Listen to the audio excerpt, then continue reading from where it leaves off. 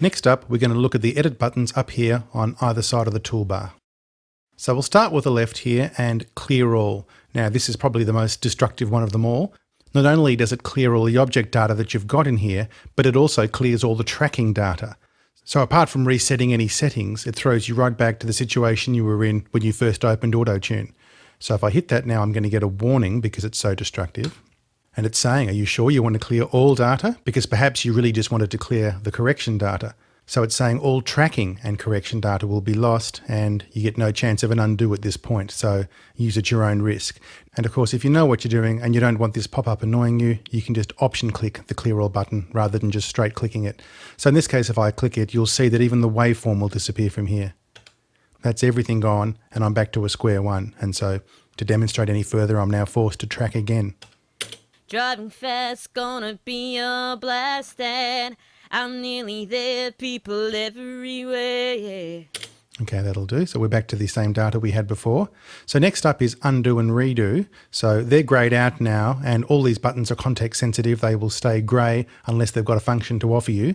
So they're grayed out because there's nothing to undo or redo. So I'll just make a curve on everything now so there's something there.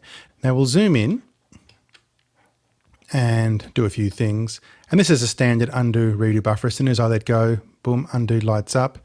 And so I move a few things around. And as mentioned in the introductory video, if we look into the options, we're currently set for 10 undos out of a maximum of 20 that the program will allow. So multiple undos are cool. We can just do lots of different things and undo the first one, undo the second one, undo the third one, redo the first one again, and so on. So you've got an undo redo buffer up to 20 in each direction. Next up here is the snap to note feature, which we've already discussed in a little bit of detail. And that means with note data, such as this and this and this, we can grab things now, and because it's snapped to note, it's going to move in semitone increments. So it's snapping to the nearest semitone. But if we disengage this, we can move in much more fine increments there. And this same feature is also active in the line tool as we described. So at the moment, I'm dragging there and I'm freely moving between semitones. But with snap to note on, as I'm dragging now, you can see it's snapping as I go down, snapping to the nearest semitone there. And also with the line tool here, as I go down, you can see it snapping. If I hold the shift key down, suddenly I've got the fine control back again. So the shift key actually toggles the snap to note functionality. So at the moment, the shift key is letting me move in microtonal steps. But if I turn snap to note off, now without the shift key, I'm moving in microtonal snaps. But if I hold the shift key down, now it's snapping again. So the shift key just gives you the opposite behavior of what the button is actually in. Next up over here, select all. So if I select all now, it will select all objects inside my editing space. So having done that, you can see the change. And now my option is to cut and copy or paste those objects. So if I cut, that's the equivalent of deleting everything. So I've taken all that information away now and we're back to square one, but sort of. Not the same as clear all, because the actual tracked data is still there. We're now free to place more objects on there without having to retract the data, as opposed to clear all. So now I'll say import audio again. So we've got some different things down there. Now, cut, copy and paste are, as you would expect, allowing us to pick up different objects and, for instance, copy and then paste them to a different area. Now, an obvious example here might be if you've got a chorus that's repeating and you want to copy correction data from chorus 1 that you've slaved over and put exactly the same thing on chorus 2. That's easily done. So let's have a look at how you would go about something like that.